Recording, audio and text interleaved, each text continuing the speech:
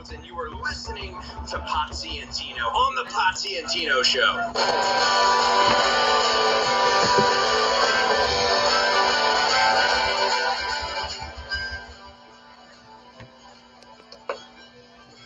Ladies and gentlemen, boys and girls, children of all ages, the Potsy Network proudly brings to you its tag team champions of the world, the Road Dogg Tino Gray, the badass Rob Potsy Potchak. We are the Potsy and Tino Show. Our theme song, as always, is brought to you by Adam's House Cat. It's called The Wrestling Song. It's available on iTunes for the low, low price of 99 cents. Tino, we are coming live tonight, but we are doing it from the safety of our own green rooms, apparently. We look like we're still in the same place, just in different corners of the building, I guess. But no, we are not, because as it says, what's up with you boys? In fact, instead of doing that, I think we're going to go right to a topic of the state of Raleigh, North Carolina. What's going on in Raleigh, my friend? There's a whole lot of rioting and looting going on there in Raleigh, North Carolina, to where there is now a 8 p.m. to 5 a.m. curfew. You cannot be out in Raleigh between the hours of 8 p.m. and 5 a.m. And if you are, you can get heavy fines. Yeah, so now they say heavy fines, but they didn't exactly say what those fines would amount to. Yeah, and I didn't want to risk finding out. So here's the story. Now, here's the deal. So my wife and I did go to there was the peaceful protest in Raleigh, North Carolina on this past Saturday. And it started at 5. My wife and I got there around 4:45, and it was on the steps of the courthouse. This is yesterday. Everybody, number one, Saturday. So it's past. So it was cool. Everybody was wearing their masks, which I was very impressed with. But as I was telling you off air, we went and there was no violence. I mean, you had a couple of people shouting things, but it was nonviolence, very peaceful. And we left around 6:15, 6:20 when they were starting to do the walk towards the Capitol building. And so I was like, cool, this was good. It was peaceful. And then we got home and we were watching TV, and my wife is on Facebook, and she's looking, and she's like, you won't believe this. I'm like, what? And then it just, I guess, all hell broke loose Saturday night, downtown Raleigh. They wanted the CVS. They busted out windows, and they were just busting out windows. And I think the cops threw out tear gas and were shooting rubber bullets into the crowd. So a lot of tension going on right now. And with that curfew going on, I just didn't want to risk the drive to your house and possibly getting pulled over and I mean, possibly getting hassled. So I just said, hey, we'll just do it this way. I wish I could be there. The plan was for me to be there, but unfortunately, with everything going on, I just rather be safe. Yeah, so tonight we are live on YouTube only. We'll probably post this video to Facebook after the whole thing. So if you're out there watching us, awesome. We look forward to actually being live and in person again one of these weeks.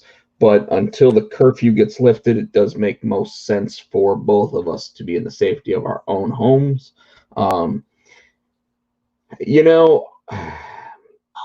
Tino, I posted on Facebook today that I found it very interesting that to get us to stop talking about the coronavirus after 6 straight months, it took a riot, it took the death of a man being held down by a police officer, it took all of these isolated incidents of bad behavior to get us to stop talking about something that had been around and has killed over 100,000 people. And now it, to me, feels like we're going to see them stop talking about coronavirus entirely. And I don't know why, because ultimately that's still here. And this just, to me, feels like, hey, look at Look at what this hand is doing now, because this hand is already done doing what it was doing, but it's not done doing what's over here. We just got some other crazy shit going on over here now. Am I right? We got two crazy shits. That's what it seems like. This is like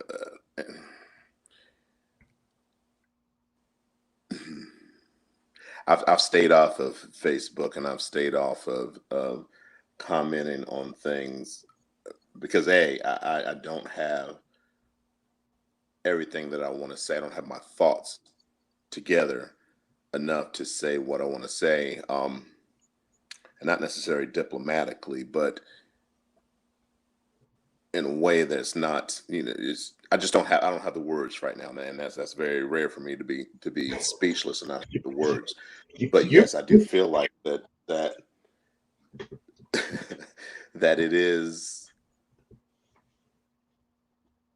taken right now. This is the new thing that the media is concentrating on to get people to forget about the corona. And I don't know if they want to forget about the coronavirus, but I'm with you. And what I'm worried about is because so much coverage is coming to this. I still want I still also, I mean, and this is very important. Everything in the protests and what's going on is extremely. It's a hot topic, especially with me, being an African American man.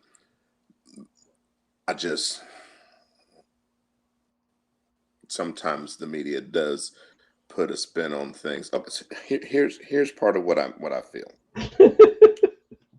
Sorry, I don't mean to laugh. It's gonna, you're pinballing, and I know why. And I know why.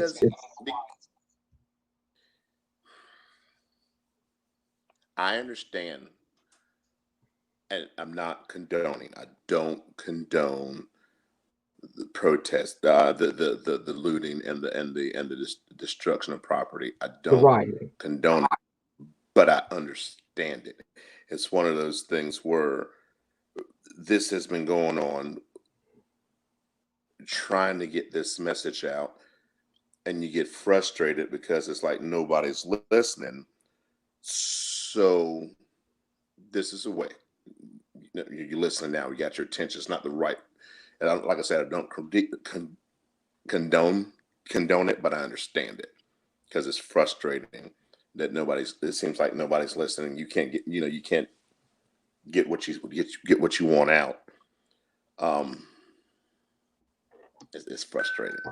But what I do want is just everybody to get along. Now, having said that, the coronavirus was, like you said, the hot topic for the long time, and now the media has turned to almost villainize what's going on in the world right now. Again, I don't condone it, but I understand it. And like I said, it's here, and I can't quite get the words out because I am so angry, and I'm trying not to say the wrong things and be misinterpreted what I'm trying to say. I don't want, like I said, I don't condone the looting. Well, I think it's important. Frustration. I think it's important that everyone understands that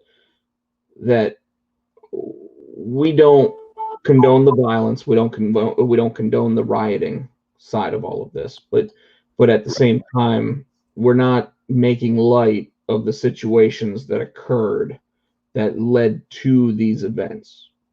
The fact that a man lost his life to an aggressive police officer is nothing that should have ever happened.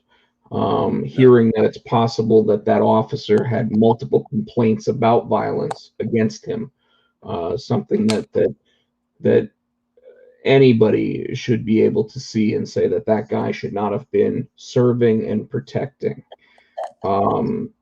As well as anybody who the other officers that were involved that stood around and watched another human being go through what George Floyd went through. It's not cool. Like I said, I have a lot of mixed feelings, anger, hurt, disappointment, confusion. I got a lot of that going on right now. My whole wonder at this point, and you know, I try to stay very politically neutral or anti-political, especially on these shows. You've seen that. I don't talk about my personal politics. I don't talk about any of that stuff. But I do find it interesting that the White House has remained very, and this may have changed today because I really haven't paid attention today because I was at work and then I watched pro wrestling. But I think that the White House has stayed very quiet about what's going on. And all I can think about with that is it's because the president's statement for the past 3 or 4 weeks has been, we've got to figure out a way to restart the economy. And you couldn't do that while everybody was talking about coronavirus. And now you've got buildings being burned down. You've got windows being smashed. You've got work that needs to be done to fix physically these places that may or may not have had anything to do with this entire situation. And all I can think to myself is it's a way to get us to stop talking about the thing that shut down the economy so that the economy can start back up. We can start rebuilding. We can start building. People can have jobs again. And overall, when the violence finally ceases, because at some point, even the violent types are going to be like, we either got what we wanted or we didn't get what we wanted. So violence is going to cease at some point, you know, and it might take martial law. It might take whatever. I'm not going to get into all that. I just think that you've seen the people that have been very vocal about restarting the economy suddenly shut up. And I think it's because they realize that this is something that can get the people to stop talking about the one topic so that we can start rebuilding the economy at this point and get people back to work. And I'm worried about that side because I'm worried about restrictions being taken off of workplaces and people getting sick again. Yes. So that's all I have to say about it. Not being political, not trying to do anything like any way, shape, or form about that. Now I want to talk about what's up with you boys. So what's up with you? Not a whole lot. A lot. I was out there. I went out there and cut my grass today. It's not a whole lot. A lot of excitement going on. We went to my friend Paul's yesterday, and our families just had a cookout. We just had a chill, just relax, just had a good time and enjoyed each other's company, which was well needed. It was good too, because I really hadn't had a chance to hang out with him that much and his family since all this stuff went down, and we live 10 minutes from each other. So it was just cool to say, hey, what are you doing? What are you doing? Hey, let's get together. There's some brats and some burgers on and just laugh and cut up and just have a good time. Kind of like what we do. Yeah, pretty much what we do. Yeah. So I totally get that. So this weekend I made a big decision about a future project for myself, Tino. What was that? I'm gonna be crowdfunding a new project. Okay. I finally decided I am going to jump into either the Kickstarter or the Indiegogo, and it's going to be a junior high horrors project that I've been given the green light from my publisher, and pretty much I'm not exactly able to talk about it yet because I need to do research on exactly what we're going to do, but it's going to be something that's for everyone that I think fans of junior high horrors will actually get a good time out of. So Eric, the artist of junior high horrors, and myself are working on it. I've been given the blessing from a couple of the other people that have done artwork for us in the past to reuse some of their artwork, which is pretty awesome. And I will probably be updating everybody with that more as we get closer to it. And then probably launching it maybe even through an episode of the Potsy and Tino show, or maybe just as I do one of my live streams for artwork. So yeah, there's that, and then of course I've done a little bit more writing, and I've even done some drawings, like I did this awesome Punisher last night Nice. on my live stream. Nice. And then a piece that you might recognize, this guy. Hurricane Helms. I saw that. You get on the feed and I saw you drawing it, so I popped in for a minute. Like, you saw me and I was like, oh, and then I popped back out. And then for all you Chester Cheetah fans, I drew a Chester Cheetah last night too.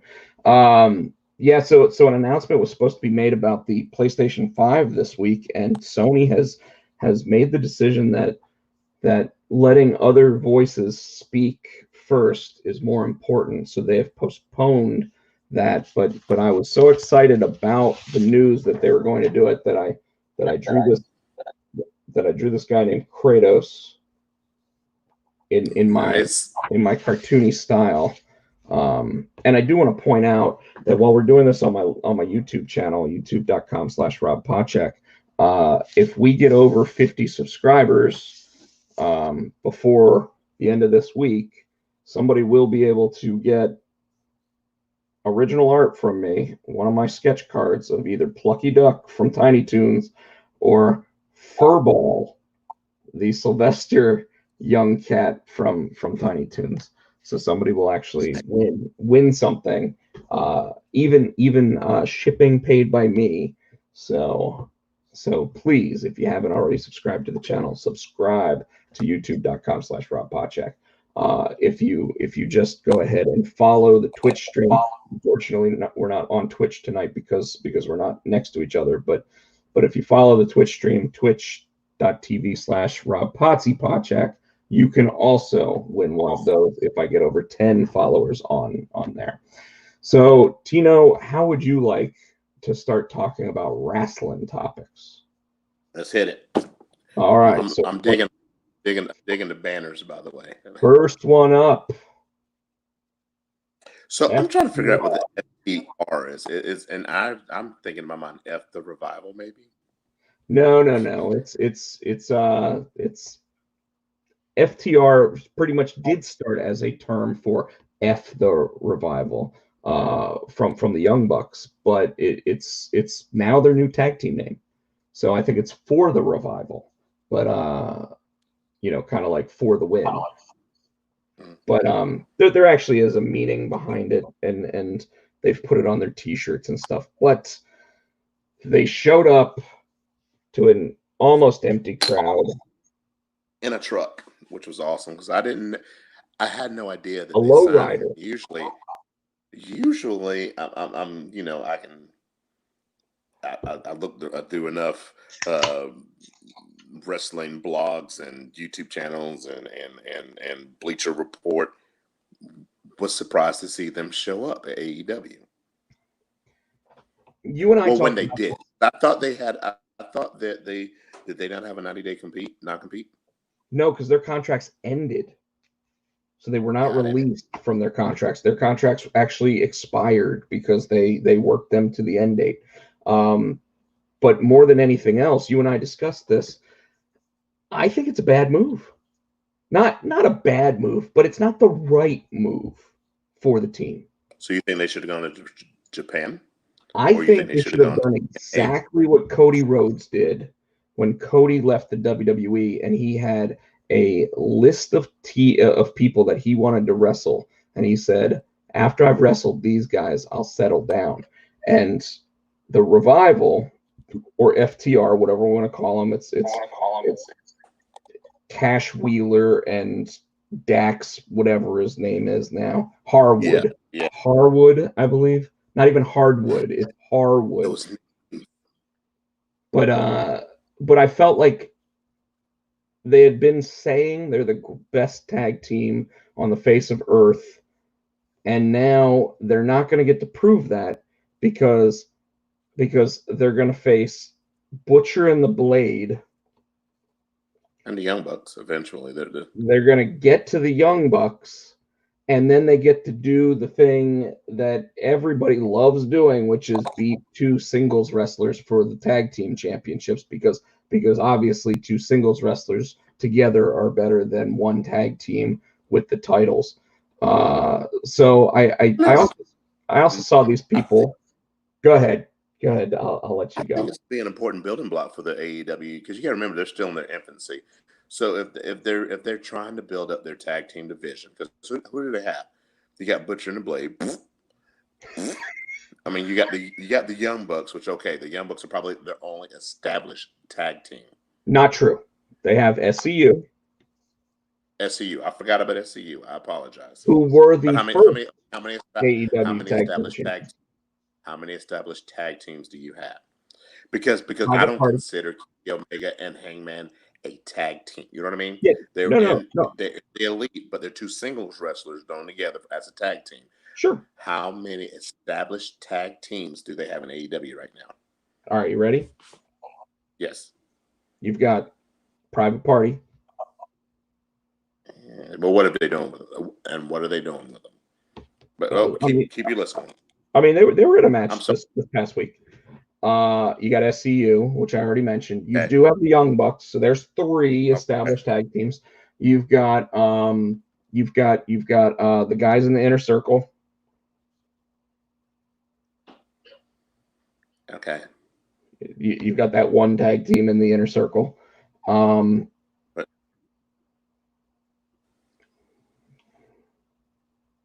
And then you've got Hangman and Kenny.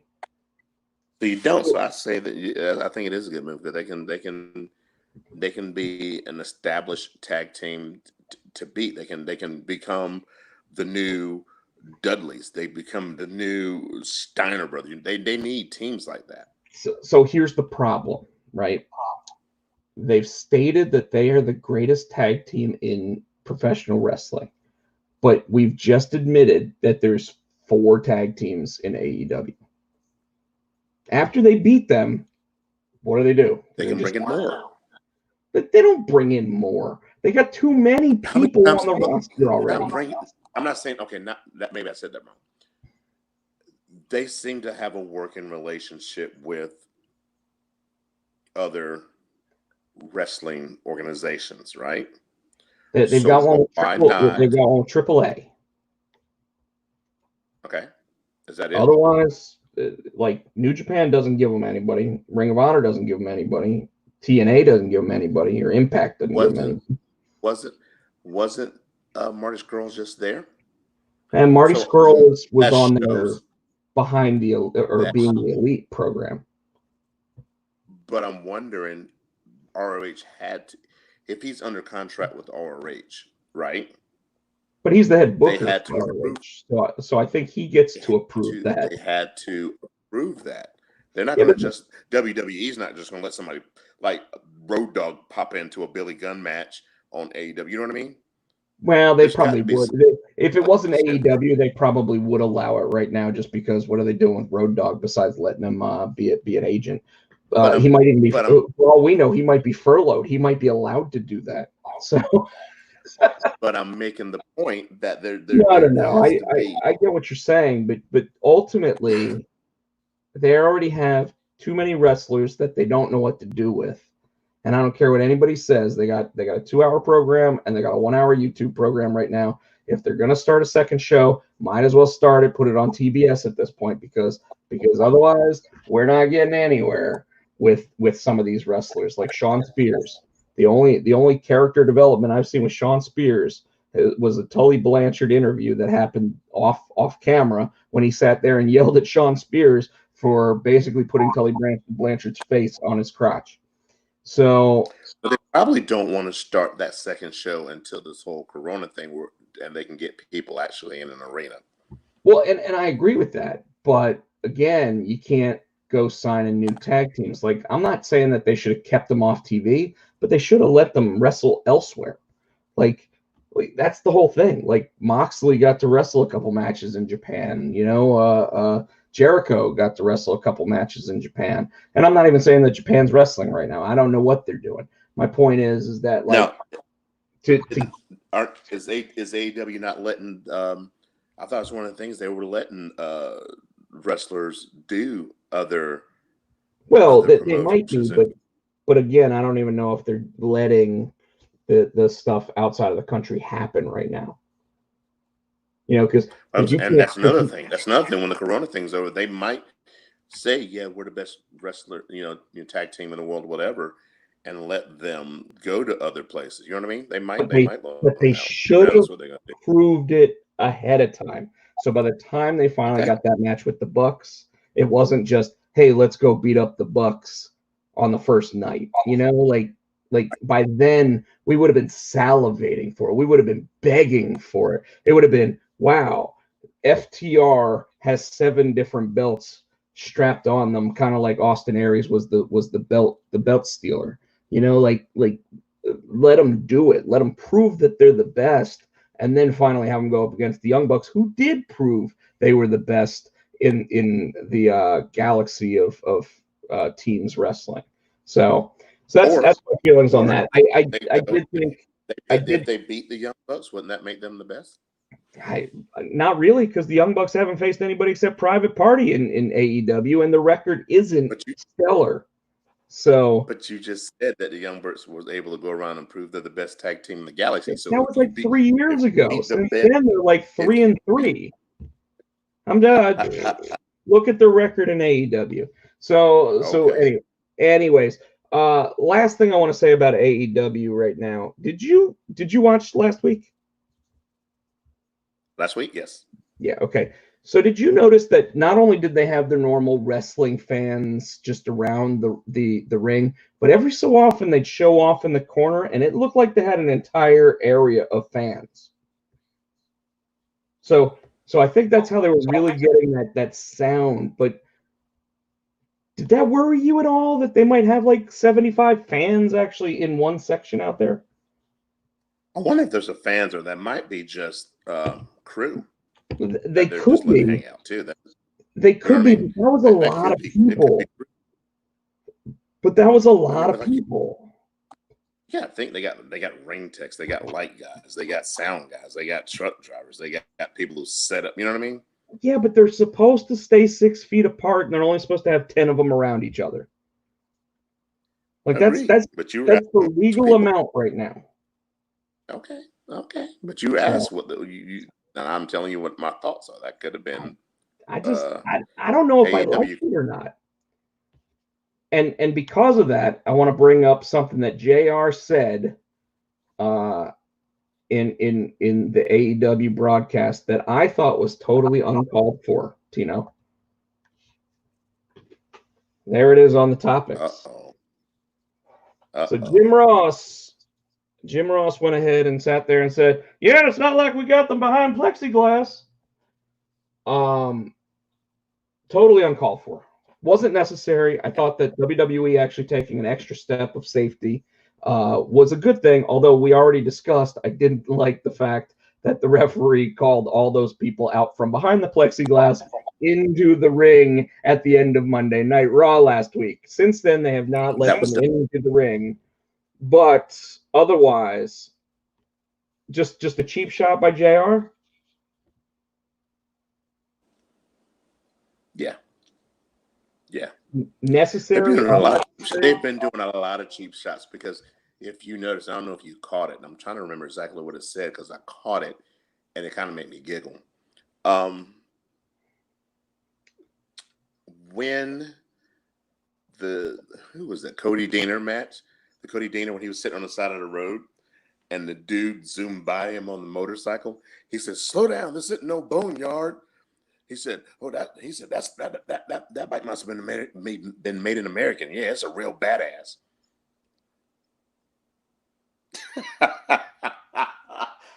I did laugh at that. Cody Deaner? I was like, that was a shot. That was a shot.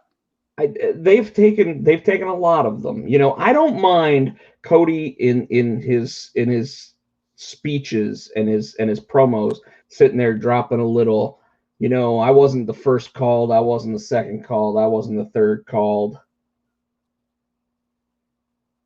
You know, saying that he was the fourth person called. Obviously, the Bucks were called, and Kenny was called first because when Tony Khan was saying, I want the best wrestlers, he went with the guy that was PWI's number one, and he went with PWI's best tag team. Sure, I get that. Cody wasn't on that list as a top 5 guy or anything else. So getting that call like this, and then finding out that Cody's the brains behind the operation kind of makes sense to me. I'm okay with that. I just don't think that Jim Ross, who spent a good 30 years of his career, most of the time being a highly respected official with the WWE that would only get made fun of every so often, taking a shot like that about safety measures being taken by the WWE, I don't think that was necessary. I don't think it was called for. And in fact, I kind of felt like it was in bad taste. Here we are sitting there saying that people should be safe, people should be kept away from other people in many different measures, and yet here Jim Ross, who spent a long time being that guy who would be in charge of that personnel safety, is sitting there taking a shot at the WWE for being safer than AEW necessarily is being there. How do we know? And who knows? How do we know that wasn't fed into his headset to say? How do we know that JR said that? How do we know that? Do you think there's an Eric Bischoff behind the scenes saying, go ahead and make a joke about that? I don't think so. I think nobody. I think part of the reason why JR is working for AEW is because nobody is actually feeding him lines. Okay. I think that's part of it. I think he's even said, no one's going to feed me a line here, and whatever with that. I don't know. I didn't like it. I thought it was bad taste. I really think I didn't like it either. What's up?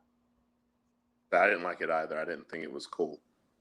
So, and for it to come from JR, who says that he still personally texts, Vince McMahon from time to time and lets him know when things are good, I felt that was very 90s Eric Bischoff and totally unnecessary. That's all I'm saying about it. I've obviously said it like 5 times now.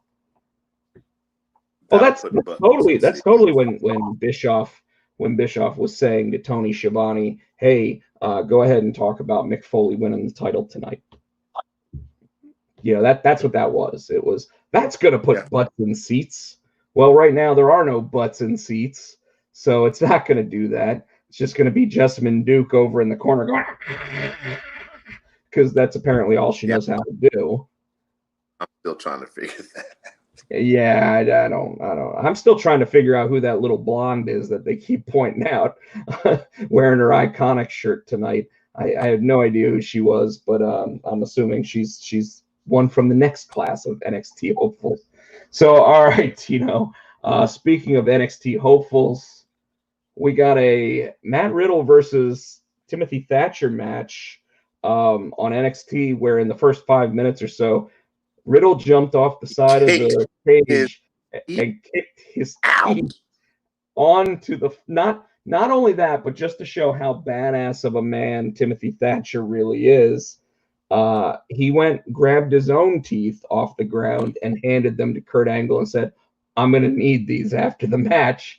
And was it just me, or was this one of those moments where, like, normally they would have shut the match down and they didn't for this purpose because they knew that Thatcher was going to win? He kicked his teeth. I was like, when I saw that, because at first I'm like, no, because there's a lot of times in wrestling where they've got gum or whatever and they get kicked and you show them they spit so it looks like a tooth. No, 2 teeth cut out of his head. This reminded me. But even This reminded me of when Cesaro's teeth got kicked up into his mouth. Like when they were like up here in like his nasal cavity. Like it looked painful. But my question is, I don't know if Timothy Thatcher actually has false teeth or not, because it's very possible that it was very, very similar to when Mick Foley wanted, I think it was Edge, to knock his own teeth out. No, he hadn't had fake teeth before that. Those were his teeth. You Well, could tell those were his teeth that came right, out of his head. but if he had falsies put in, I mean, it's possible that they got knocked out, you know. But Possible. either way, that was pretty badass. Him handing them off, Bad. handing the chiclets off to Kurt Angle, and Kurt Angle just being like, "Okay, I guess I hold on to these till after the match." Yeah. I'm gonna tell you something. I'm a man's man, but if you kick my teeth out of my head, I'm a bitch. You win the fight. I'm laying down. You kick my teeth out of my face, I'm done. So you win. I'm going to the death. From that, we got Kurt Angle announcing that Matt Riddle is now the latest superstar on SmackDown. Now, behind the scenes, Tino, I don't know if you heard this. Apparently, there's rumors that one Brock Lesnar said, "Don't even think about bringing him to my brand." And what is his brand? Has he picked a brand? He's on Raw. He's Raw. Because he can be whatever brand he wants, apparently, because he's Brock Lesnar. Well, no. At this point, he's going to go wherever Paul Heyman is because Paul Heyman doesn't want to work every night of the week anymore. He'll do it every so often. Let's think about this. Do you really think Matt Riddle's scared of Brock Lesnar? Oh, no. Matt Riddle's not scared of Brock Lesnar. He should be, but he's not. Like, and I think you think Lesnar could take Riddle? I think Lesnar's 70 pounds heavier than him, and he's just as fast. So yeah, I do. Okay. Let me point out that we're talking about two real cage fighters, right? Exactly. Okay. And in that, Brock Lesnar has been the world champion of those said cage fighters. Am I right? UFC is UFC is the WWE of mixed martial, and we all know this. So even still, it's where the big boys go. Right? It's not scripted. It's not scripted. If it was scripted, Dana White would have exactly who he wants as the champion all the time. And he almost never has who he wants. He's always in arguments with his top fighters. Like, proof positive, John Jones is now saying, "I want to sit out instead of fighting." Are you kidding me? We just got you back. Now you want to sit there and sit out again? Quit being a baby and get in there and fight. You know, and all it is I want more money. Well, there's one guy that says whether or not you get more money. And you're right. In that essence, it is like Vince McMahon being in control of the WWE, except for the fact that it's a $4 billion sport that is a legalized sport. So who does Riddle go against? What, on SmackDown? I'm sure that the best initial set of fights that they could set him up with is going to be Cesaro. Shinsuke would be a great one because Shinsuke actually is a true fighter as well. Actually beat Brock Lesnar. So I think that there you go. But I think that more than anything else, I like the story from behind the scenes that they're not going to have him versus Brock Lesnar because Brock Lesnar said, "Stop talking about me. You ain't getting this fight." But Vince has got to see money in that. So from now, I can see him keeping them apart. But if Vince smells money. So Vince obviously has not seen money in it yet because he probably would have told Riddle to continue talking about it. Just like Goldberg. He doesn't see money in Goldberg Riddle. So I'm going to be real with you, Tino. I don't think Vince necessarily sees money in Matt Riddle. I think he sees him being a mid-card guy on SmackDown who will probably have some great matches against guys like Daniel Bryan and AJ Styles. But you're gonna get the best. You're gonna get the best out of him against a guy like Shinsuke or Cesaro. But he thought that about Daniel Bryan, and eventually he had to listen to the fans. I think Riddle can be a top contender. Not now. But give him a few years. Well, let's put it this way: he got one match against Adam Cole on the very first episode of NXT on USA, and he got one US or North American title match. But other than that, he was tag team champion at best in NXT, which was Triple H's baby. But as we all know, after the USA thing, there is some talk that Vince McMahon gets to say who does what and where. But he did still get the main event, his final event with them, which was in a cage and against a true badass in Timothy Thatcher, right? So let's stick with SmackDown, unless you got more you want to say about Matt Riddle. I got one more thing to say about SmackDown, and I don't know if you know, just real quick. Tell you what, before we go to SmackDown, let's go ahead and get your prediction on something. Velveteen Dream. And I spelled his name wrong here. You sure did. Velveteen. What's it? V11. Velveteen. V11. The V11 Dream. There we go. The Velveteen Dream. Does he beat Adam Cole? Because I think Velveteen he deserves it. I've always loved Velveteen, but I think more than anything, the Undisputed Era is getting ready to get called up, so they need to get that belt off of Cole. So you think the Undisputed Era is getting ready to get called up? What if? You ready for this? What if instead of the Undisputed Era getting called up, what if Velveteen Dream is getting ready to get called up to Monday Night Raw?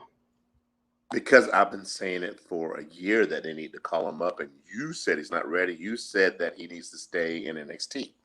Well, we all know that when ratings are down, Vince McMahon does some crazy shit, right? That's some good shit, pal. Right? So I'm changing my thoughts here, and I'm thinking Velveteen Dream getting called up and going against someone like Andrade. So you think they're just going to call him up just to be a mid-carder? Well, I think Andrade is their third level heel right now. I think you got Bobby Lashley as their main event guy. You got Seth Rollins as the next guy, and then Andrade is the next guy after that. And let's be real, I think that Seth Rollins and Andrade right now are interchangeable, and they've even proven that by saying, hey, one of the guys that was with Andrade is now with Seth Rollins. Yeah.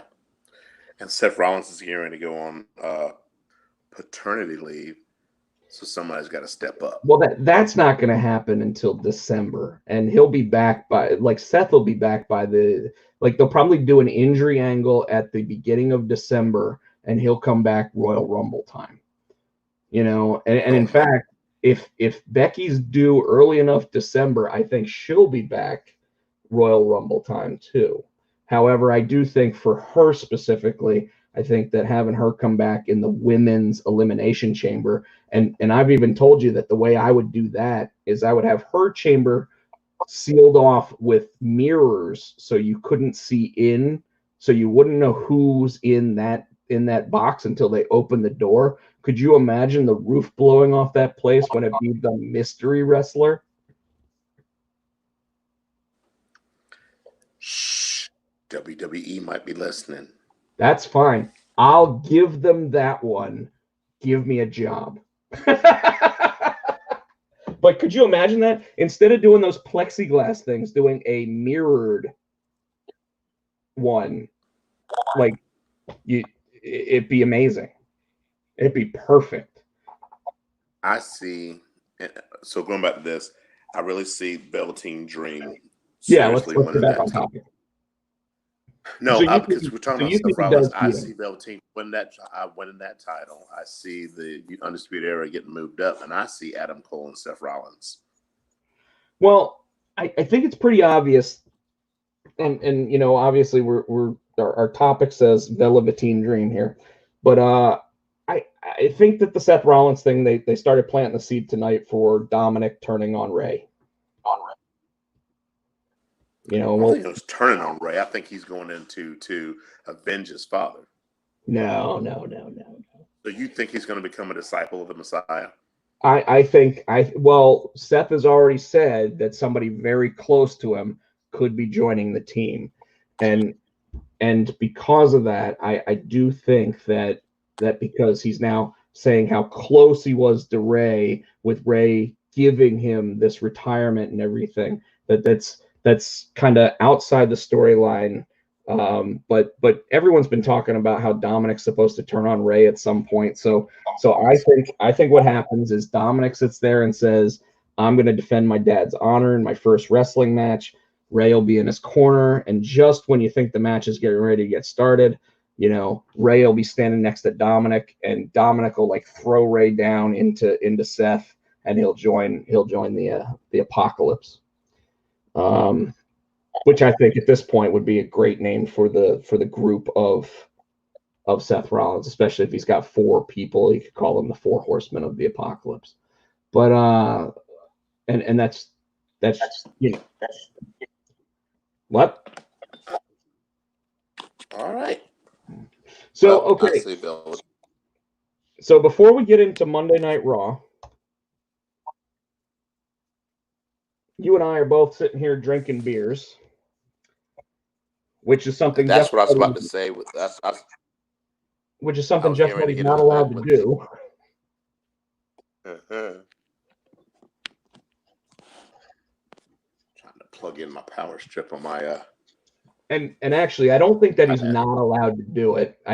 Because I watched a Table for 3, which they called Table for 4, and it was Edge and Christian and Matt and Jeff before Matt left for AEW, and Jeff was drinking wine.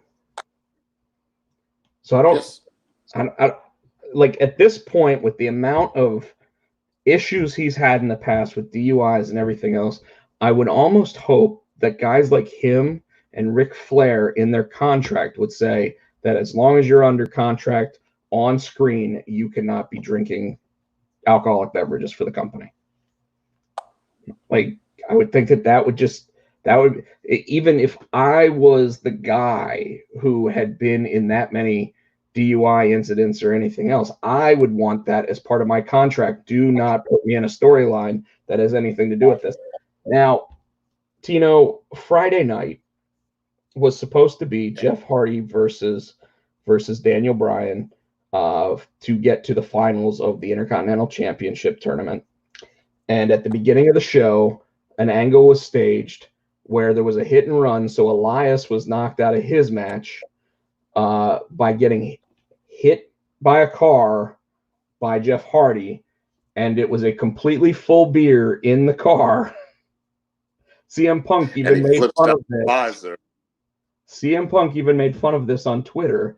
And then he came back and actually did what he's supposed to, being a WWE analyst, and said when someone asked, what do you think about Corbin and Sheamus here? And he said they're despicable, those two. Obviously, it was a storyline driver for Sheamus and Jeff Hardy. Sheamus taking the cheap way out by making it look like Jeff Hardy should be arrested for DUI. What do you feel? Yeah, I was confused about it. I was kind of Titoed about it because I thought this whole comeback thing would have been perfect for him to win that Intercontinental title.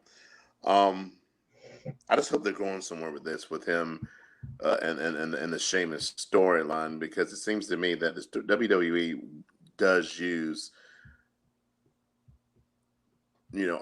art imitates life a lot of times with them. They did it with Hulk, and back in the day with the LOD storyline with him, having the drinking problems. They did it with CM. They did it with CM Punk. CM Punk did it twice though. CM Punk did it twice. He did one against Raven in Ring of Honor way back in the day, where as a straight edge person. He's not supposed to drink alcohol or anything.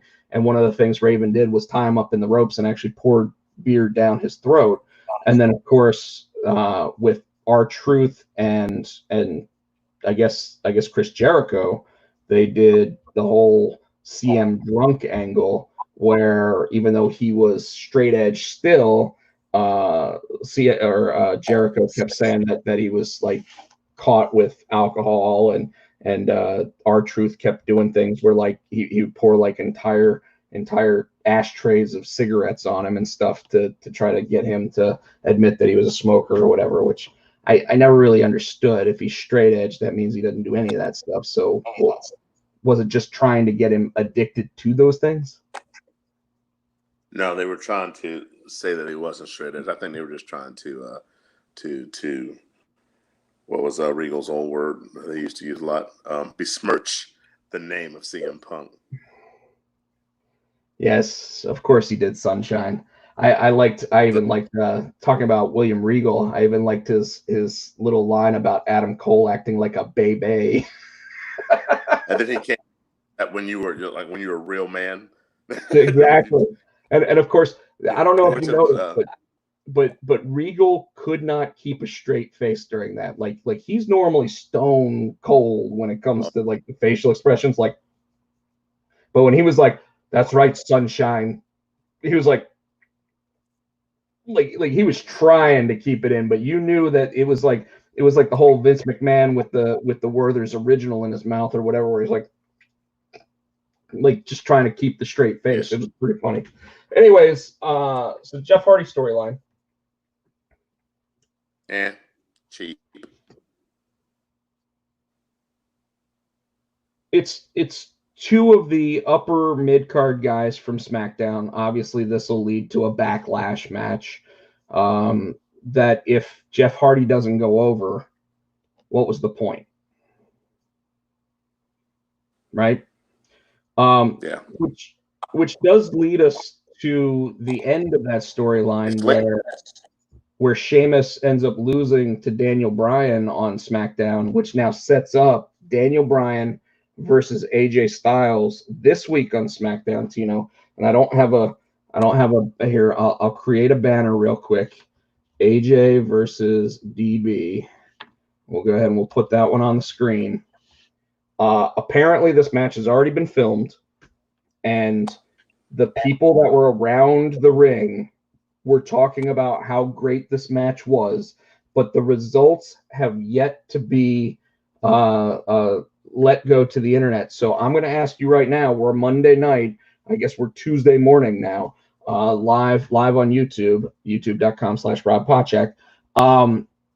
Who wins, AJ versus Daniel Bryan? Daniel Bryan. I think I agree with you because he's fought his way back to winning that title.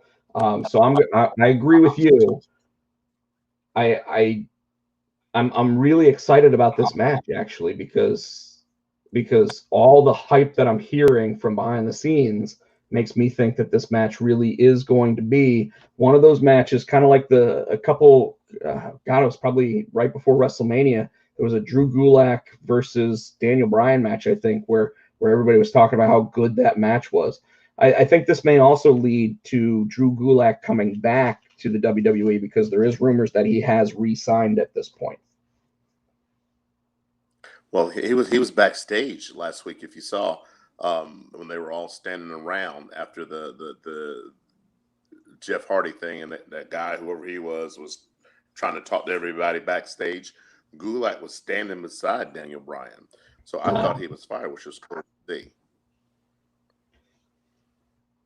So you think he comes back and he turns on Daniel Bryan and then they fight over the IC strap?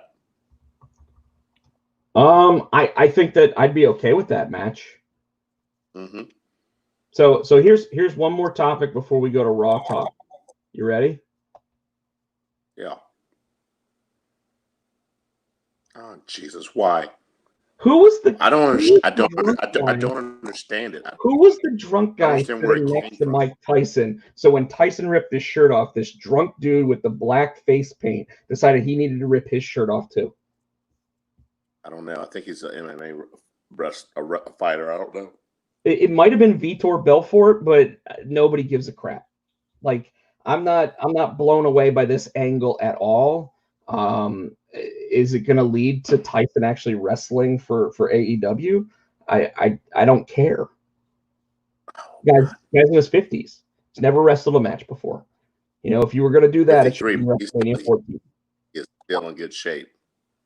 Oh, he's in amazing shape, but he has no stamina.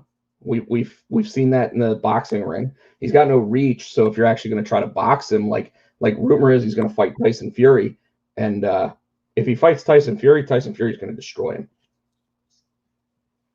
Calling that right now. Yeah, because he's got power. But let's go ahead and get off that topic. I really don't want to see Chris Jericho versus Mike Tyson. But with that said, Tino, Raw Talk.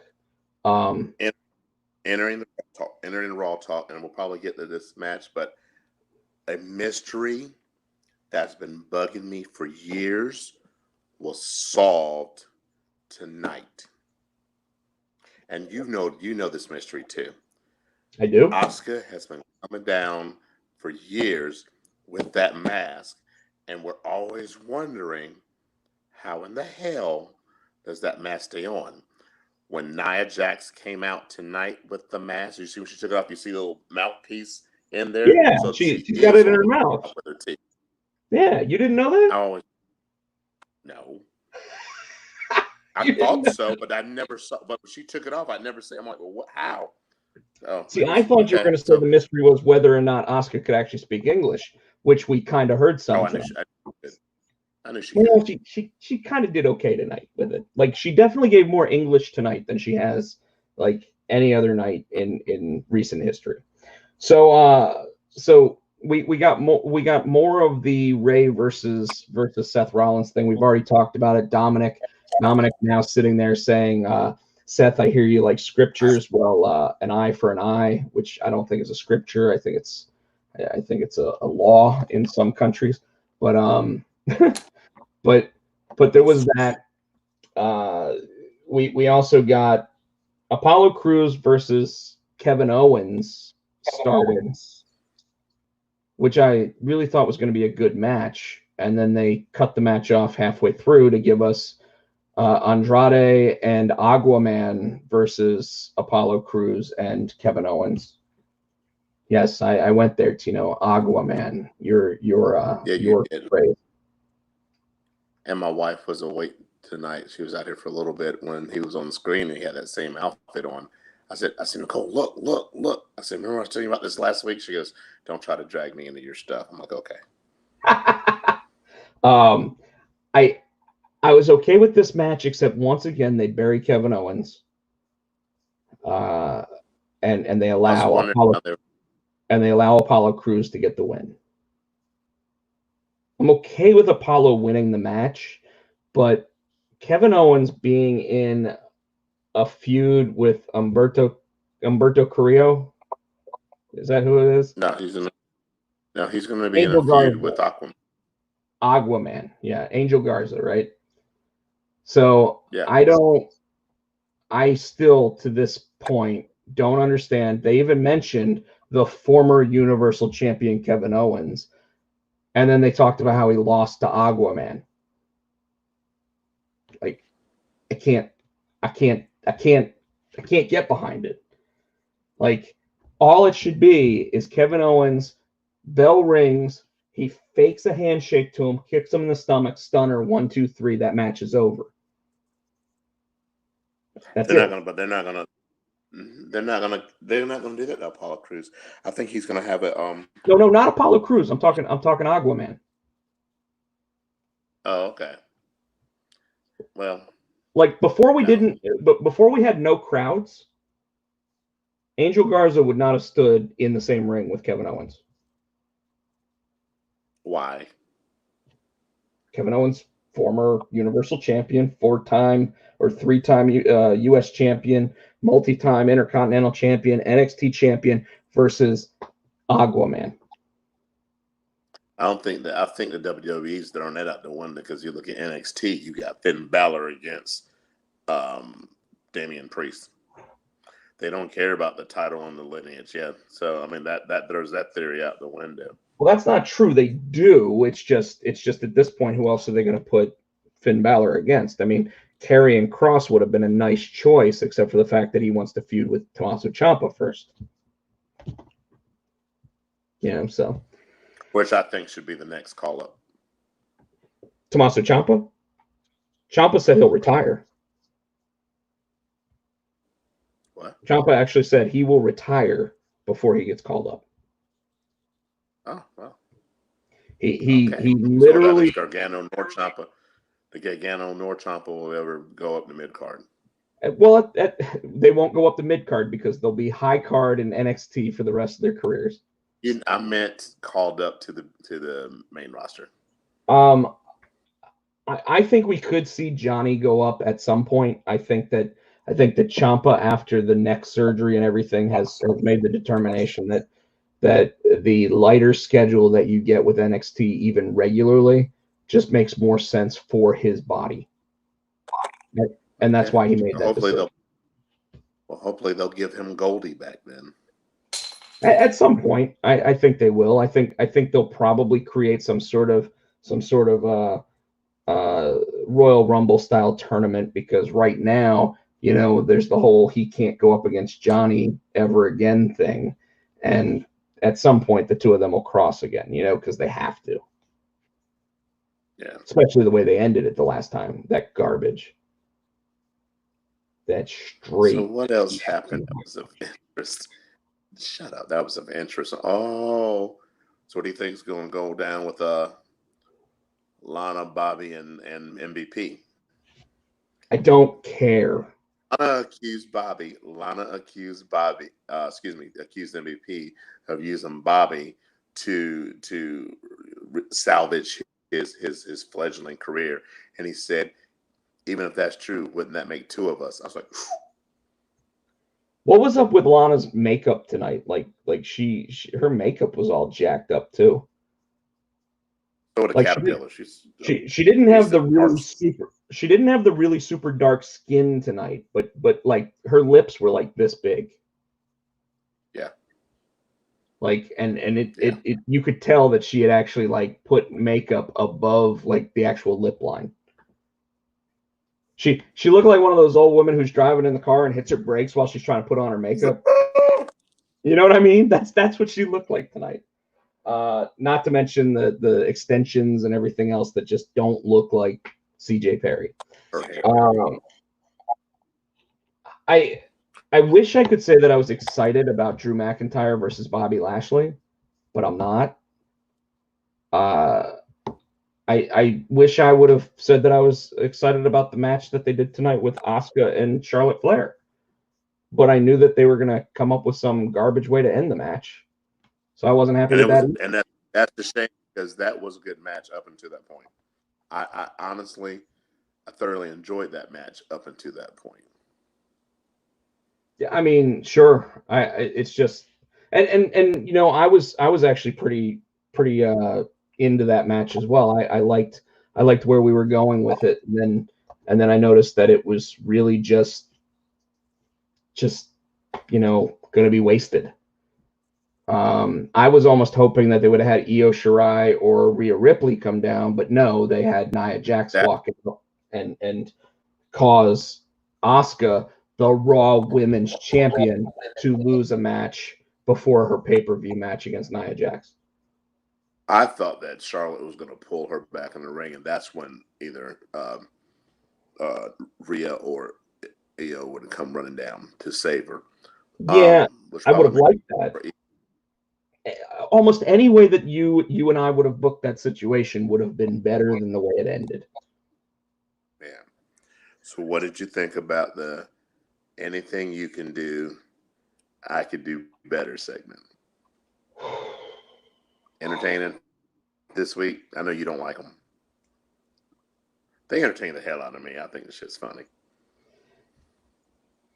The segments go on too long. And they don't entertain me at all. Like I'm just bored by them. Like now it's tied up 2-2. So we're gonna get another event next week, or we're gonna get a freaking wrestling match. I think the third one's going to be for the tag team title. Well, I think the tag team title match is going to be at the pay-per-view, which is still a week and a half away. You know, it's 2 Sundays away. And so what they're going to do next Monday is they're going to do something that's going to end up a draw, and then the tie, and then the tiebreaker is going to be the tag team title match. Sounds like 50-50 booking. Yeah. So now, whether I didn't realize that I thought that the pay-per-view was this weekend. Well, apparently, it's the In Your House is this weekend. So. Yeah, no, I love the idea of bringing back the old concept pay-per-view of In Your House. We got a friend in the in the chat, by the way. His name's Carson Woodard from the Comics Corps. So wanted to go ahead and say what's up to him since he gave us the old Scott Hall, hey yo. So we do have we do have the In Your House pay-per-view. And Tino, let me go ahead and change the banner since you want to talk about that. Here we go. Ready? Let's go ahead and change this to In Your House. You didn't have a banner made for that, huh? I did not, but I do now. So all right. So we have Tommaso Ciampa versus Karrion Kross. Give me your winner. I think the first match out is going to be Karrion Kross. Yeah, so do I. And I think that's I don't think he's going to lose his debut. Well, he didn't lose his debut match. I say it because I love Tommaso. But I think that now I'm not saying it's going to be a fair loss. I think there might be some shenanigans, but I think he'll win. Or he might get himself disqualified. If he loses, it's going to be by disqualification because he did something. But I don't see him looking weak in his first pay-per-view. You know what I mean? Sure. And I think obviously with the way that they brought him in, I think that also to differentiate themselves from AEW booking, where guys like Brody Lee's first big match he's now lost, or Murder Hawk's first match he has lost. Not their first matches necessarily, but their first big matches being losses. I do think that when you think about that and you think about everything involved with that, I do think that there's a high probability that you'll see him go over. But the question is whether or not you have him go over clean against a guy like Tommaso Ciampa, who also lost the match dirty to Johnny Gargano at the last pay-per-view. Well, not even pay-per-view. It was just the last big match that they had, and it should have been at the show of shows, WrestleMania, and they decided to hold it off for 2 weeks after that for whatever reason. Yeah. Agreed. I don't know. I'm still not sold on the character of Karrion Kross because it's too much like Killer Kross. It's gonna be the same character. Like the character got over. They just don't want a guy by the name of Killer on WWE programming. They also want to own the name, which is why it's not Scarlet Bordeaux, it's Scarlet, right? But I think if they make him too popular, go ahead. He's like impervious to pain. He's impervious to anything. So I still feel like anything that Tommaso would throw at him. You know what I'm saying? If they're building him up as this big monster, this big killer, Tommaso didn't. Well, and you're probably right. Again, this may be how they write Ciampa off of TV for a little while too, so that way they can rest him. He just came back. He didn't just come back. He's been wrestling for like 5 straight months for them. But you can rest him. It seems like. Like all What's these that? guys I haven't. need a break, man. You haven't seen him that much since the last match he had with Johnny. He Well, hasn't sure, but it would hardly also wrestled. allow them to feature guys like Finn Balor more, or guys like Damian Priest more, or the guy that I'm about to say that you like talking about that you tell me that I don't like talking about at all, and Bask in his glory. that's right, one Keith Lee playing the role of babyface versus the ultimate heel Johnny Gargano. Like that's to me that's the whole the whole Anchorman moment where he sits there and he's like, "You stay classy, San Diego," and it's like, damn it, who put a question mark at the end of that statement? You know he reads it the exact way it's said, and that's how I feel about Johnny Gargano as a heel. Like, we're supposed to hate him, but even as a heel, like, the only thing I hate about him is his skinny jeans.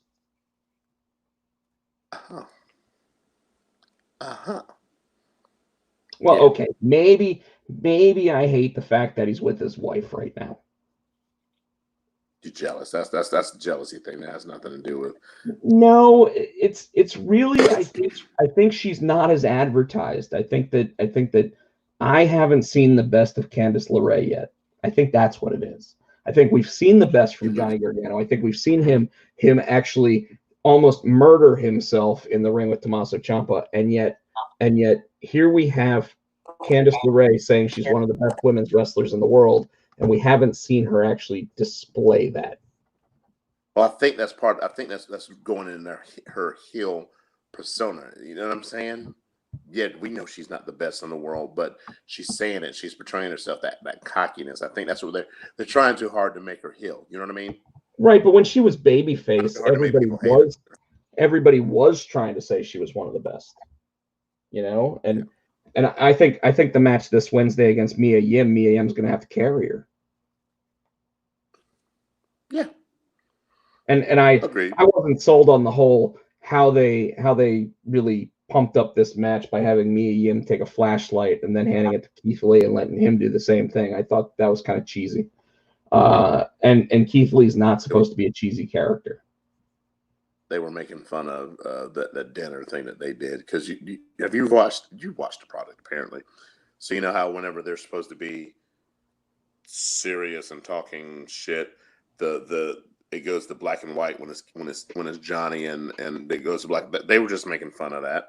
Right, and that's even what they said. But again, I would have preferred a serious moment between them rather than making fun of the moment kind of thing. I don't know. It's just the way that I felt about it. I do think Keith Lee goes over. I do think Keith Lee goes over on this match. Yes. Unfortunately, I think it's going to be because the women get involved. Because I don't think they will have their issues settled on Wednesday night. So you're saying that Keith Lee can't win this match without winner being girls interfering in. I'm saying that to get the Johnny persona over as the guy who has no heart and all soul, or whatever it is. I don't even know what the whole gimmick is right now. That they are going to try not to murder his gimmick already by having him lose clean to Keith Lee. Now, granted, it is an NXT pay-per-view, so it is possible that every match has a clear finish. So I could be way wrong on that. But I do think Keith Lee goes over. So I'm giving you that one. And I don't know. I just see some dirty work coming. It's like a backhanded giving me my due. Well, Dijakovic actually posted a picture of the I believe it was the United States Championship tonight. So kind of made me wonder whether or not that meant he's coming up to Raw or what the deal is there. But I thought that was pretty interesting. And I would have thought that Like they would have just had him and Keith Lee become the next Tommaso and Gargano against each other thing, because those guys you put them in the ring together and somehow they always make magic. Yeah. So women's title match, Tino. Yeah. I really think that I hate to say it, but I think they're gonna not in a bad way. I really think they're gonna put it back on Rhea Ripley. I think the only reason they took it off of Rhea because they weren't sure about her Visa I think she's issue. having problems with her visa, and I So, think that's the only reason she lost it at Mania. While I think that that's a good booking choice, for some reason I think they're gonna let Io Shirai sneak out a win. Really? But we both agree either way it's coming off of Charlotte. I probably would have never said that before. Like I probably, but for some reason tonight, watching the match where they still made Charlotte look strong on Monday Night Raw, I don't see her staying on NXT long. So and Rhea, we know, is probably not long for NXT either, because I mean ultimately she's too good to be on NXT. You know? Now, granted, does she go up against Karen on SmackDown? I'm not sure. Dude, this makes me laugh. You call her Karen. So our friend of the show, Terrence, who works at Ruckus in Morrisville, near where I work, flat out started calling her Karen when he was watching SmackDown one night. And we came up with this great idea for her character. Imagine if in the middle of the match she started looking at the referee and started saying, "I want to speak to your manager." Like, it would just be amazing. Were you guys drinking when you were discussing this? No, he was working. I may have had okay. I may have had a drink or two. But okay. But I mean, think about that. That is her character to a T. Like, imagine all of a sudden she gets what she thinks is a slow count when she's pinning the other person, and she gets up and she just looks right at John Combe, and she goes, "I want to speak to your manager." Like, it's gold. That would be fun. That would be funny. Gold. So okay. So you think Rhea Ripley walks out with that championship? Yes. So let me ask you something. Okay. After they give it back to Rhea Ripley in that situation, who does she go against? Mia. See, I think this is part of the reason why I actually already like the idea of Io Shirai, is because Io has a built-in storyline with Candice, because they were a tag team together, and it also allows for Mia to enter into that realm because you could have a three-way dance between the three of them. Yeah, because Keith Lee's already. Because I think Mia needs to Mia needs to prove herself a little more, because apparently they think that she's not ready to be called up to the main roster, and Keith Lee has said that they want him to go to the main roster, but he doesn't want to go if Mia doesn't go. Yeah, he's going to have to make a decision for his career at some point, and agreed, but I don't think he's going to pass up the paydays of SummerSlams and WrestleManias because Mia's sitting at NXT, especially since right now all the shows are being done at the Performance Center. So, all right. So, tag team championship match at NXT is going to be Imperium versus, I believe, if I've got this right, the Undisputed Era talked their way into a championship match, right? Yeah, I think Imperium keeps it, because again, I'm thinking that your boys are getting called up, and at some point, I think Walter's coming, so that might be the next UE. So You they mean might hold Imperium? off. They might hold off for Walter to come, and maybe UE will have a run at them before they get called up. Yeah, I don't know. But I don't see. What irritates me is that what worries me and irritates me about it is that I don't think any member of the Undisputed Era in the tag team division is really all that imposing when you move them up to the next level. I think that they're great at the level they are right now. I think you put them on SmackDown, yeah, they'll have great matches against the Usos. They'll have great matches against the New Day, but ultimately, they'll probably break them up. I can see Roddy. I can see now. No, Bobby Fish and Kyle O'Reilly.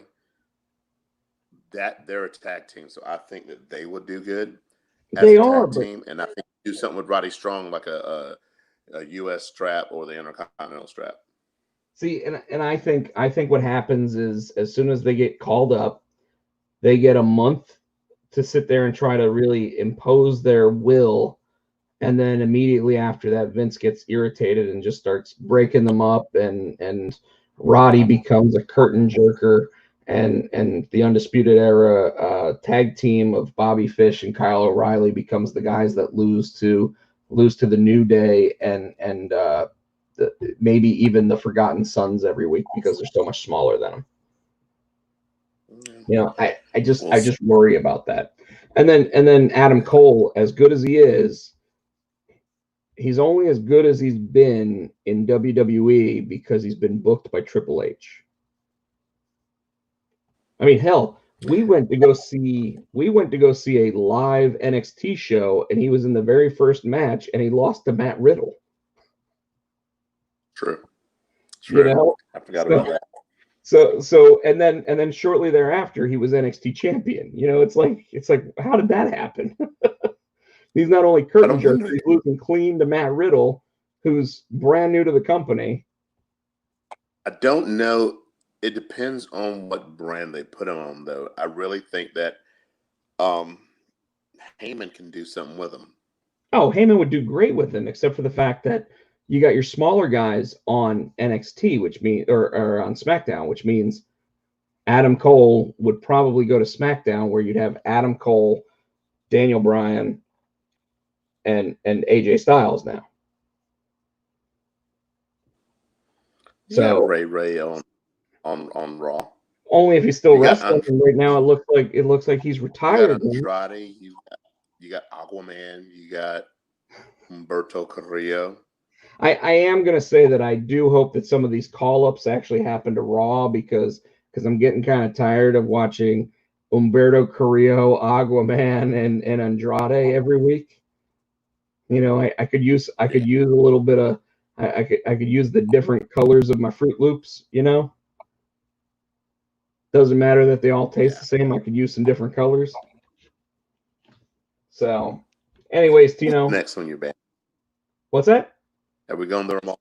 Have we gone through all the banners? We have gone through every banner that I had. So I'll give you one more banner. You ready?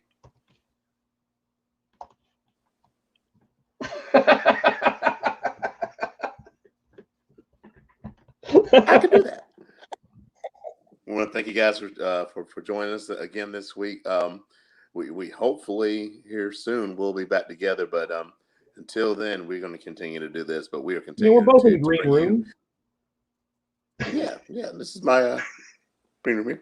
We're going to continue to bring you new contents. What we want to do. Thank you for being with us. You can check him out on Facebook. That's Potsy. Man, and Twitter. All right, hold on.